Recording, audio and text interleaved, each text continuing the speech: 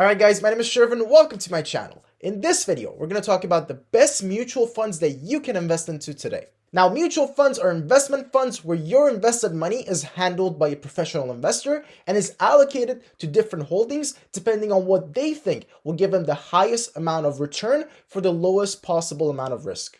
Now, when it comes to investing into a mutual fund, it's very important that you pick the right fund to invest into, since it turns out about 95% of mutual funds out there don't actually outperform the S&P 500. That means that for most mutual funds out there, you would actually make more money in the long term if you just invested your money into a broad index fund instead of putting your money with the mutual fund. But that said, there are still some mutual funds that do actually outperform index funds by quite a bit. So if you can identify and invest into those, it would be worth it.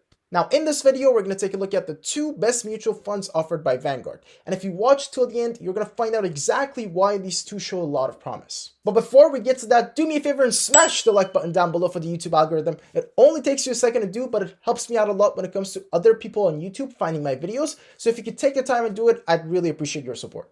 Now, without further ado, let's take a look at the first promising mutual fund offered by Vanguard, and it is called VITAX. Now, this fund is the Vanguard IT Mutual Fund, and as the name suggests, it focuses on investing into a lot of IT companies. In fact, the biggest holdings of this mutual fund includes the likes of Apple, Microsoft, Nvidia, MasterCard, Visa, Adobe, etc. Now, the first reason why this mutual fund shows a lot of promise is for the fact that it focuses on big tech companies, which show a lot of promise going forward in general. But the second and probably more important reason is for the amazing track record that this mutual fund actually has. Now, if you look at it over the past 5 years, this mutual fund averaged a return of about 28.59% a year. Also, if you look at it over the past 10 years, it averaged a return of about 21.76% a year, which both are much higher than the average return of the S&P 500, which is about 11% a year. In fact, if you go all the way back to 2004 when this mutual fund first started out and average out the return from this mutual fund every single year from then,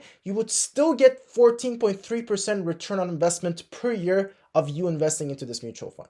Now, given the fact that all these numbers are higher than the average return of the S&P 500, there's no doubt that this is a very promising mutual fund to invest into. Now, the only problem with this mutual fund is that it requires you a minimum investment of at least $100,000. But that said, if you are someone who doesn't just have $100,000 lying around to invest into this mutual fund, there actually is a solution for you. What you could do instead is to invest into the ETF of this mutual fund, which is called VGT and is provided by the same company. Now, since VGT is tracking this mutual fund, it pretty much produces the same returns. So you could just invest into VGT, which as the time of recording this, costs about $419 per share, which is a lot lower than $100,000 that you have to invest into the mutual fund.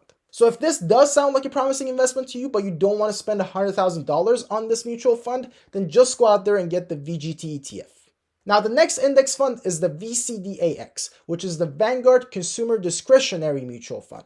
Now, this one is made up primarily of companies that either manufacture products or provide services. In fact, some of the largest holdings of this mutual fund are the likes of Amazon, Tesla, Home Depot, Nike, McDonald's, Starbucks, etc.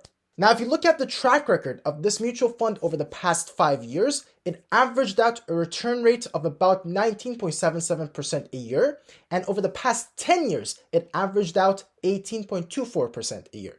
Again, both these numbers are considerably higher than the average return rate of the S&P 500.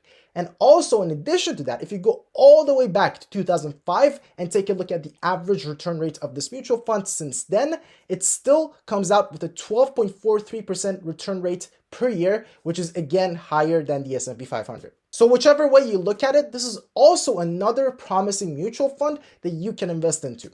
Now, this mutual fund also requires a minimum investment of $100,000, but similar to the last one, you can still invest into the ETF and get the same return. Now, this ETF is called VCR, and as of this recording, it is about $310 a share. Again, similar to the last one, you can just invest into this ETF instead of having to put $100,000 into the mutual fund to get those amazing returns. Alright, so that's about it for this video. Hopefully you guys enjoyed that. Now, if you haven't subscribed to my channel yet, make sure to smash the subscribe button down below and join the community. I make 3 new videos a week on personal finance and investing. And by subscribing to the channel, you get to see all my new videos right as it comes out. Also, if you have any questions about any of the stuff that we talked about today, make sure to let me know in the comment sections down below, where I always answer every single question that comes in.